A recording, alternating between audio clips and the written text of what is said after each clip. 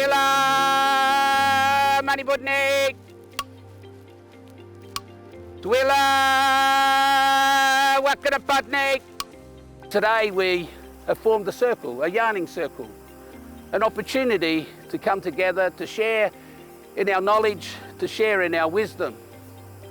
We have performed the smoking ceremony today because the smoking ceremony is about removing the old, allowing the new to come in. Murano wangani mani na budni gani adana. Wadara mani na budni gurdi inga indi wara. First I welcome you all to Ghana country, next I welcome you all to the yarning circle. I'm very proud that as a minister in a state government we are developing an anti-racism strategy. I was a migrant that settled in the western suburbs here.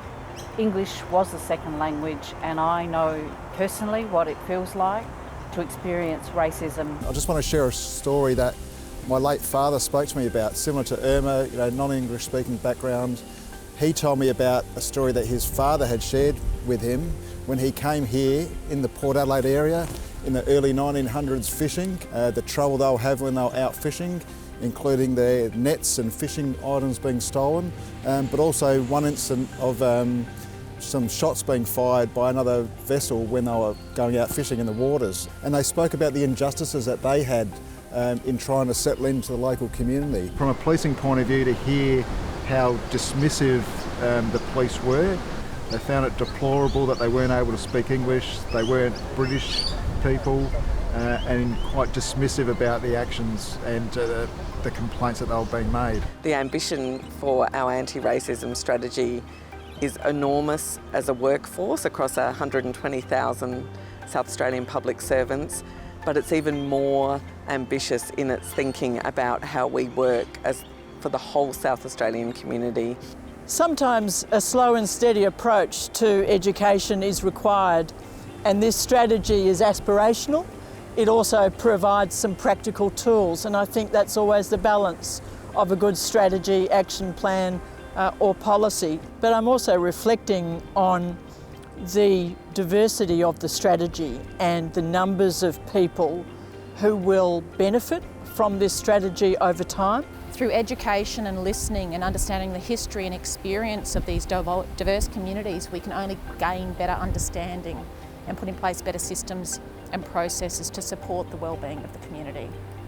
To speak up, to call out racism when we see it or bias, and have really respectful and open conversations to build understanding. But I'd also want to see a public sector that values the contributions of Aboriginal people and community members in order for the services then to be delivered appropriately to those communities where it's needed the most, and safe for our staff that work within the public sector, that not only want to start their career and their journey within the SA public sector, but then will also want to stay with the public sector because it's safe, because it celebrates difference, because it celebrates diversity. It gives us a way to commit in totality to make sure that when we're celebrating the successes of the service that we deliver, that we're looking around to see who's celebrating those successes with us and who's deriving the benefit of the services that we deliver. And if it isn't our Aboriginal colleagues and Aboriginal South Australians and people from other culturally diverse backgrounds, then we have to unapologetically call that out for what it is and do better.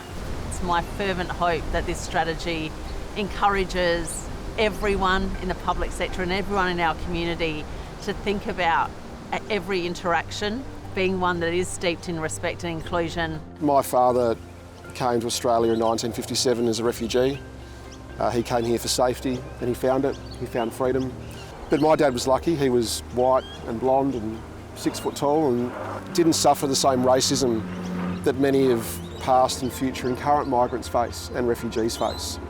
What really inspires me as a member of our government in this strategy is that it seeks to give a voice to those that wouldn't necessarily have a voice, and that we as ministers and as members of our community and each and every one of us as we sit in this circle are equal, that we all have to own this and we all have to call out racism as not being okay, as never being okay, but also a real issue that will take all of us to stop. To me, the anti-racism strategy in my role as Commissioner means that we are calling out and being really clear about the kind of behaviours we expect of people, but more importantly, how we treat each other. What it means is we're going to take a lead as the public sector in making sure people feel comfortable in their place in society. What it means is that people will be equipped to properly understand the effect that racism has on other people. Well, thank you for all sharing with us today. It's been a great occasion, and I think if this starts and snowballs, I think we'll all be better for it, because I think to get on with each other is a great way of being. It's now time to take bold action. It's up to you.